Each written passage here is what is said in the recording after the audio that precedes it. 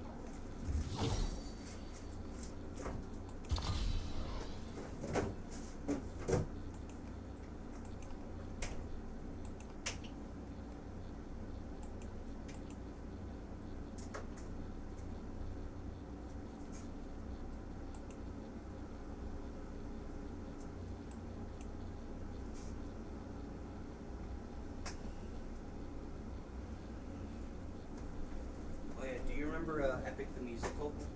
I think so. They're making it into an animated movie. Oh, yeah. Yeah, like full theater release and everything. Oh, wow. Yeah. Where's the full movie? I don't know.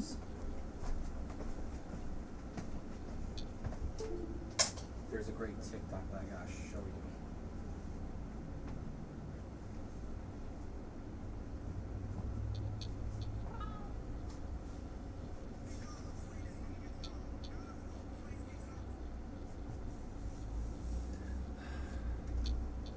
Why the fuck does she look like Mrs. Claus from the Santa Claus movies?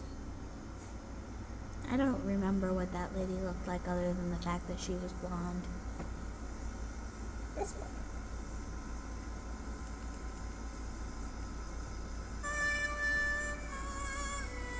That's me.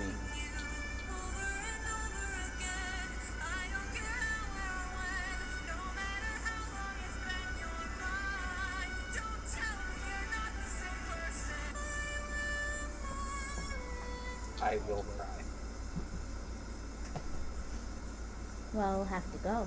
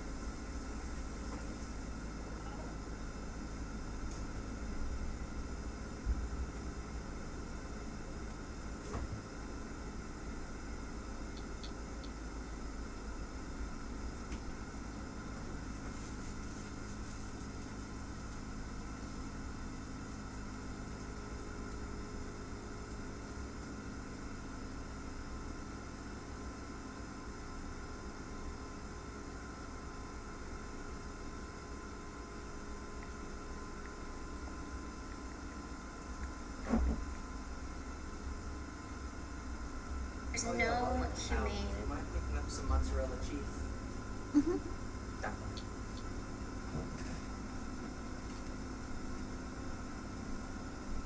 Do you want a shred or a brick? Doesn't matter. Okay.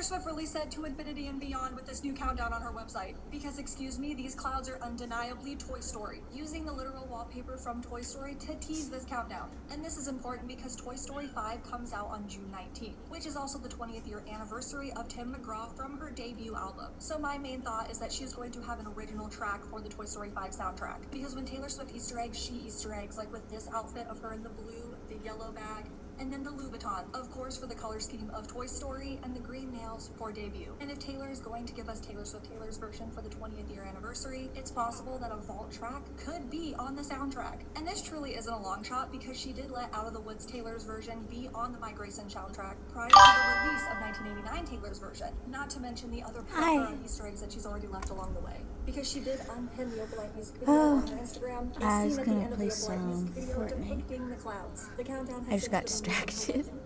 Will return soon because I think that all the toys in Toy Story are about to pop.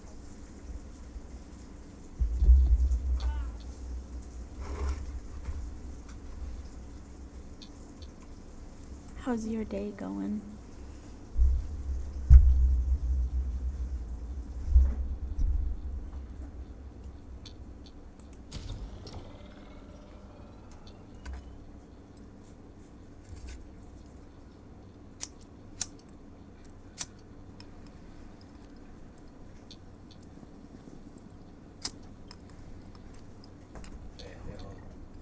Remember her from The Voice? Mm-hmm. Sweet. She plays in Detroit Become Human. God damn it. I didn't tell you that. You told me Oh. back when we originally watched The Boys together. Oh. I must have completely forgotten that because I just like saw a comment like saying that. I was like, what? Huh. Either that or I pointed it out to you. I don't remember which.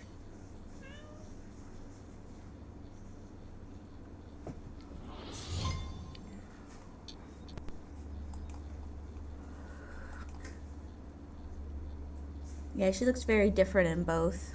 Yeah.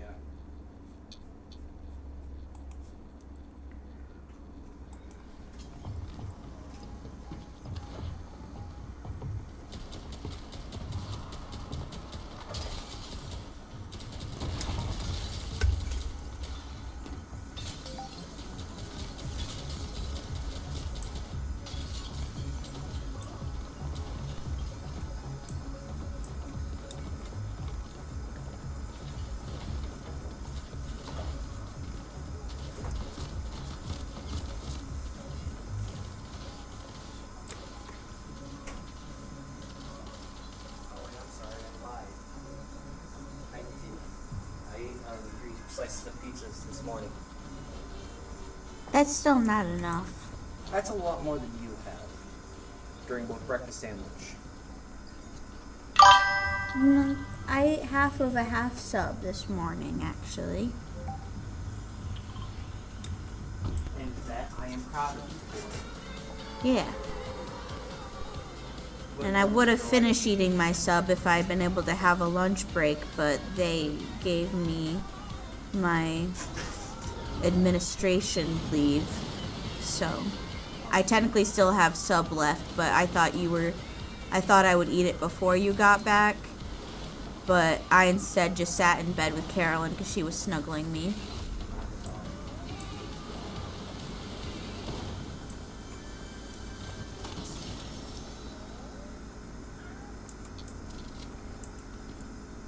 I don't know, I just started this one. I was playing Sims, but Sims is a lot simpler. Ah, shit. Who's shooting at me? Ah, damn it. Nope, I'm dead.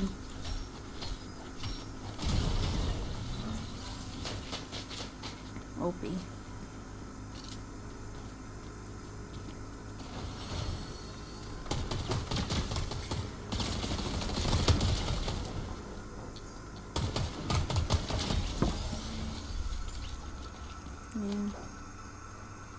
Hello, welcome back. In this episode of Your Edge, we're giving you a basic course in the technique of engraving. Now, this video is a part of the process of a larger project, but we decided to dedicate the technique to its own episode. Every good project starts out with a sketch. I usually use a notepad, large scale, similar to the one you can buy at any art store. And then meticulously draw out the design. Throw away a lot of the sketches, some parts are cheap. I keep the sentimental, and occasionally I reference previous sketches in the drawing. Every single drawing I do starts out small. First of all, way easier working on this scale rather than this scale. Team design. And you get to think about what it's actually going to do in physical metal with greater ease. After the draft is complete, I use tracing paper and break off the drawing into water. And then I use the scaling device. One square like this is equal to a square like this. And I actually transfer the drawing onto the machine itself. Now, I use several techniques. Sometimes I take the tracing paper itself and get two tiny pinholes to scar the future surface, and then I go with engraver and follow it. Or sometimes I put a little bit of white paint or white out onto the metal and then draw right over it using the water. The reason why you use paint, or especially white out, is because the notes allow a tiny bit directly drawing them using pen or pencil. So after the design has been transferred, what I begin with is a V-shaped wall engraving. Remember, most of my tools are made myself, and none of them are standard. And I generally follow the new style engraving tool as opposed to the Western. Between them, and each one of you can take the I use a T-bottom chisel to outline my sketch. I re-sketch the drawing. This allows me to guide my cut later around areas.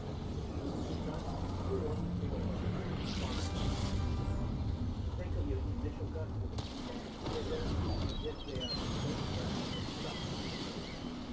after I've outlined with the T-bottom chisel over the tours, I take a flat bottom chisel and slowly start sketching all of the Stacking the flat bottom allows us to mantra as you begin dabbling in it.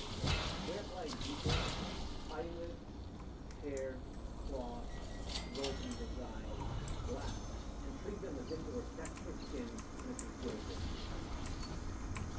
And that's actually a very comfortable thinking about it. When most of your film is done, it will kind of blank, kind of like the wallet itself. And at that stage, you go into the small chisel, start to use finer and finer pieces of the release inside of the cut. And as you decide to introduce the type of detail being introduced, becomes more and more refined. Summer coming, I'm traveling, I'm traveling. I'm breaking up, you're traveling, commute is not very fast. For me, it means your view outside the one of the provider. That's why this episode is brought to you by Dog. The best part about it, Dog is exclusive to you. Maybe here we have this one after every 3 or 4 cuts. We sharpen the chisel, very fine diamond plate, and this is what I use. My eyes are not the best eyes in black. I know that because I wear glasses. And that problem is exacerbated when every new cut is a mirror. That's not so bad. I'm still it's very easy to the logic to the entire surface you're working on.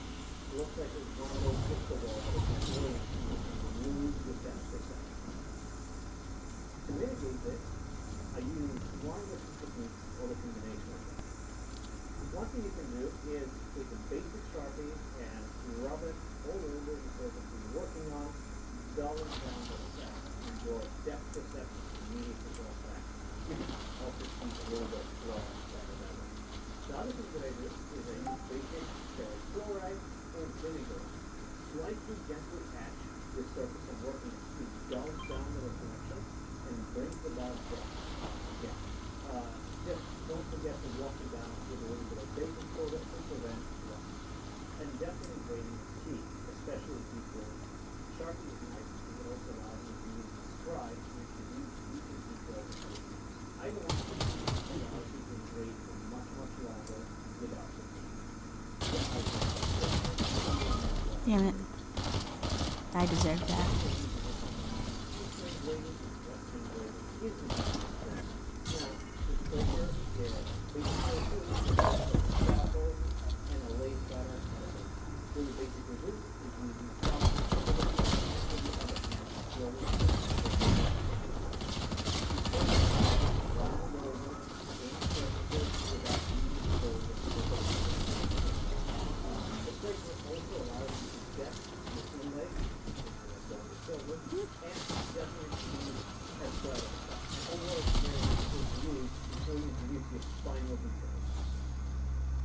Now it's time to talk a little bit more about the chisel. Each set of chisel comes in various sizes, and sometimes the smaller sizes are about the dimensions of the tip of the saw needle. If you decide to work with something smaller than that, you will descend into madness.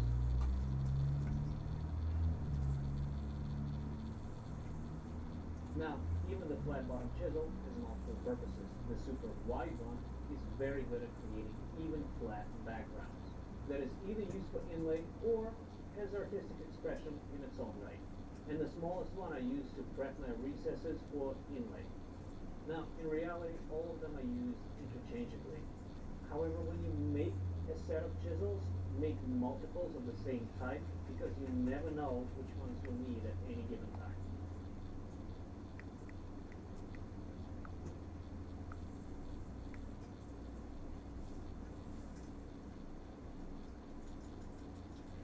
Now, an underappreciated type of chisel is the round bottom chisel. The main difference between the types of round bottom chisels is the radius. This type of chisel is very good for multiple purposes. For example, the wide bottom is amazing for creating textures of fabrics. The smallest one I use to create details around the face, nose, eyelids, and so on. And the medium one is absolutely great at creating flower patterns.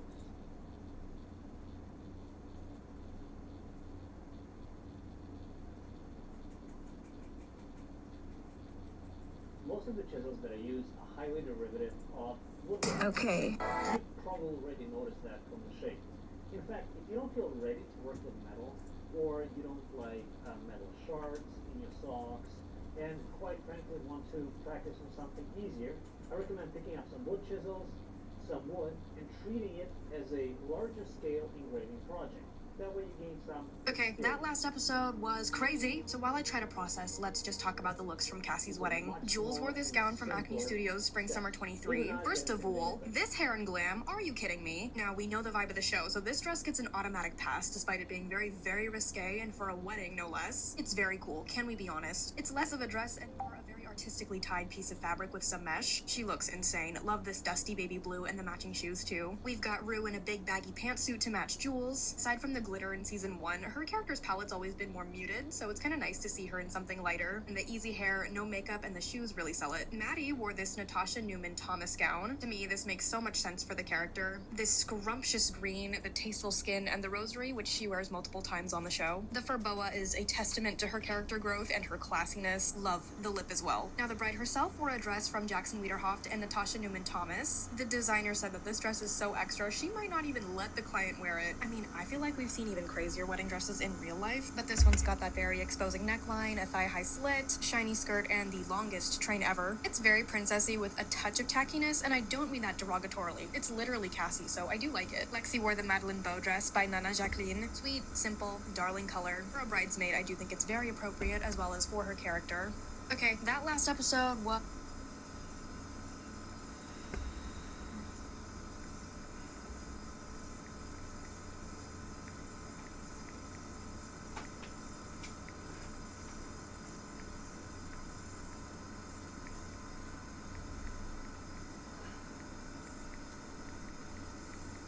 Working across teams is tough, but Asana helps you handle it.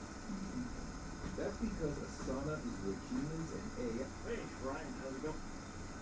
Here's the thing, I try to like 5 minutes raise my head, and I'm such a perfectionist that I'd kind of rather not do it at all and do a crappy version. Simple data. You only know why you do it. Sounds like you have a really specific reason for it. Do you want me to just take it? At first, she thought it was a coincidence. out, community meets you. Quite literally. Explore your story.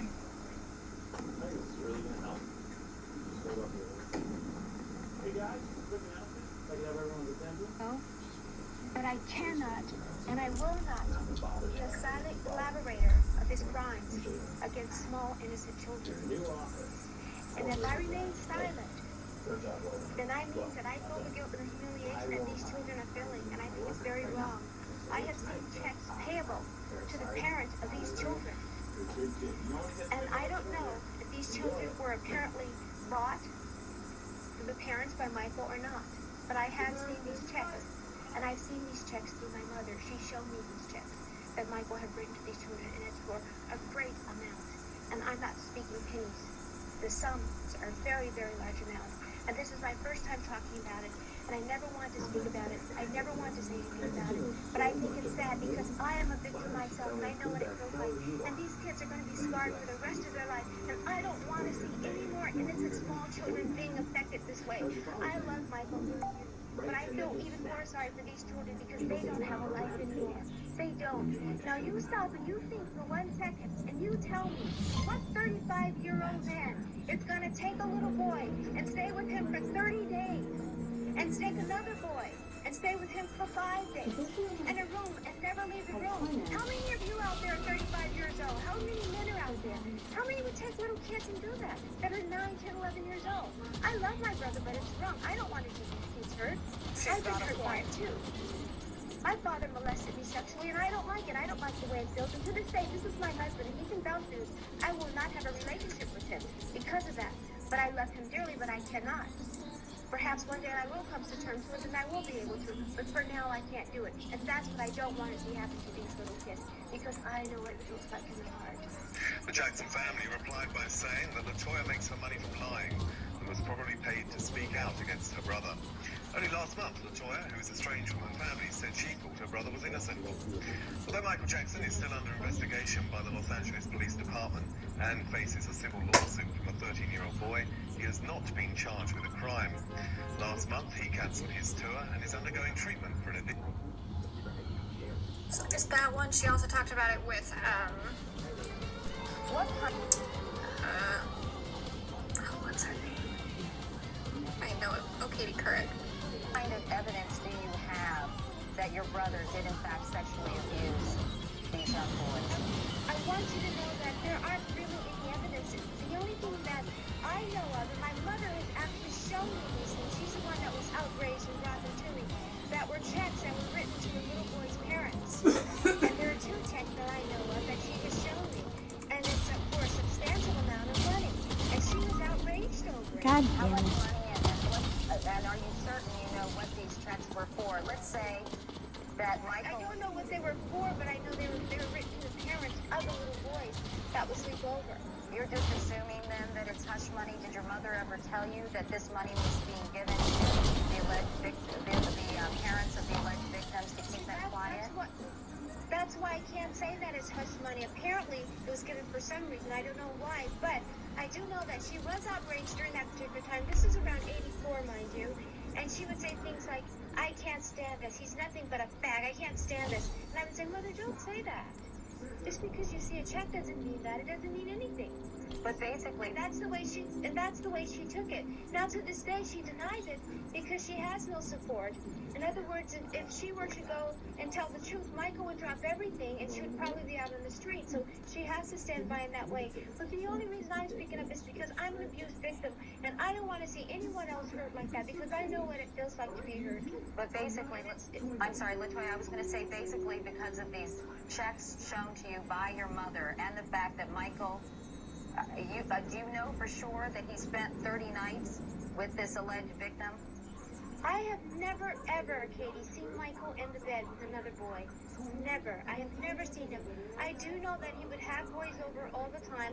One, of course, and they would stay in the room for days. Then they would come out, and then there would be another boy, and he would bring someone else, but never 2 at a time or anything like that. Let me ask you a question. What 35-year-old man do you know that sleeps with little boys and stays with them for a week or 2 weeks or whatever, and sleep in the same bed? I'm asking you this question because this is a valid question. It's very open. Because most people would say, well, this is totally wrong. It's totally unfair. Yeah, most people might. You know, what you have to remember is that Jordy, I do not know this kid. I have never met this kid. I know nothing about him. But at the same time, I feel bad for him, and no one's caring about Jordy. Jordy is in a very bad position. Even if it's not Michael, his parents have put him in a bad position. And there are a lot of Jordys out there. Have you talked, Latoya, with your parents since making the statements last? Now, the thing is that she did recant these allegations later. She said that her husband put her up to it, and her husband had been pretty abusive. So, like, you could buy that at the time. Ready, Gigas. Flinchion SIR. Let's go. Andrew J3.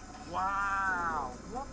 I'm like, oh, okay, her husband put her up to it. Everyone's out to get Michael, and that can add to this victim narrative for him. But I think she's probably telling the truth here, especially when she says that she saw the check. She doesn't even say that she saw anything specifically happening. She just knows that kids were getting paid out. And we know that that's true because in 1993, we know that an unnamed woman did get paid out for $900,000 for something that she said happened in 1986. So there it is. There's at least one person that we know of that did get paid out.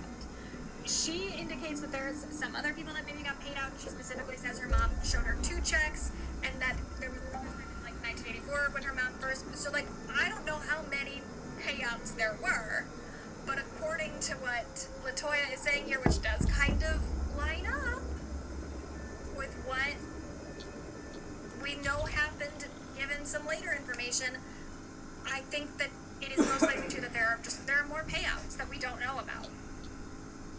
But yeah, she did take it back. So there's that. Now, Michael,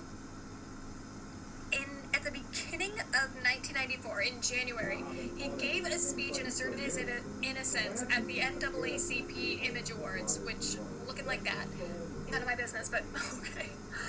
He got a standing ovation. People were largely on his side at this point.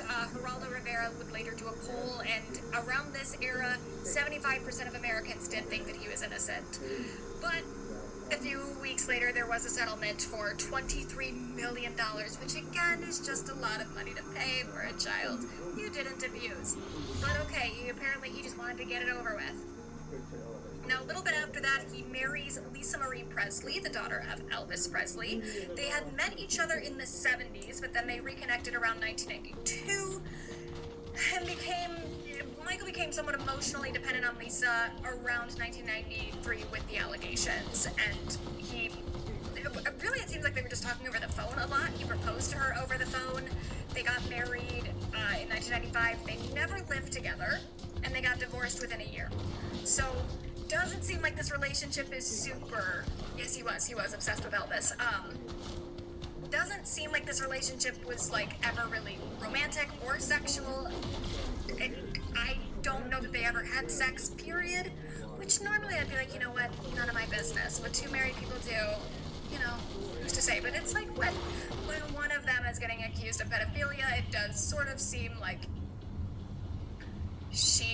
I wouldn't even say a beard, because a beard is like, you know, you get a beard to like hide the fact that you're gay, but this is like something else. I don't know what we would call this, but to hide the fact that you're a pedophile.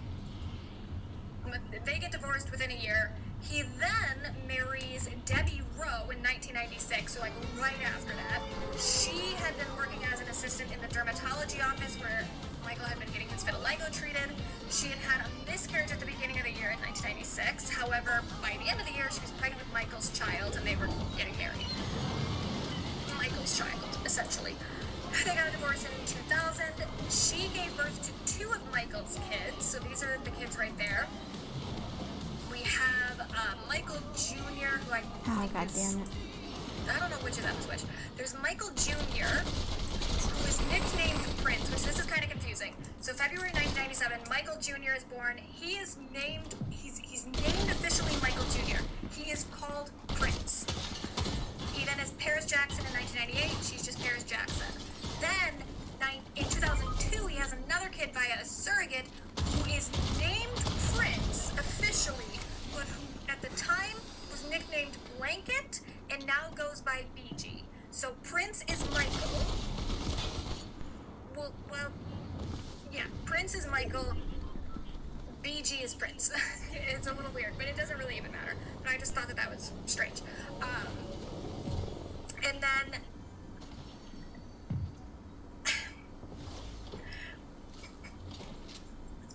I don't know. I mean, it's hard to say. None of these kids have ever come out with any sort of allegation against their father. It is a little worrying, just the fact that he had children with him, period. Like, I don't know if that was a line that he wanted to cross, if it was his own kids, I have no idea. But he had kids with him. The mother, Debbie Rowe, and also the surrogate, who's never been named, no role in their lives. None. Oh, not none. I mean, I think she was around. But they did not call her mom. She said she didn't want them to. Michael was the sole parent. He was like an only father, even when he was married to Debbie Rowe. He has claimed that he is the biological child of all three of the children. Maybe. He loves you. I don't know.